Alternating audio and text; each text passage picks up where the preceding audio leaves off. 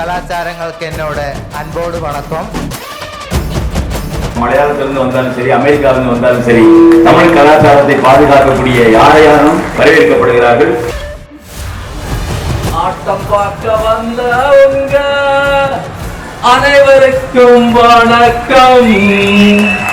தமிழ்நாட்டோட root cultural traditional அதுதான் நம்ம நெக்ஸ்ட் மூவியா குளோபல் லெவல்ல மார்க்கெட் பண்ண போறோம். குளோபல் லெவலா கிடா சண்டையே நான் நேர்ல பார்த்தேன். அவங்க எவ்வளவு ஹார்ட் ஒர்க் பண்ணிருக்காங்கன்னு நான் பார்த்தேன்.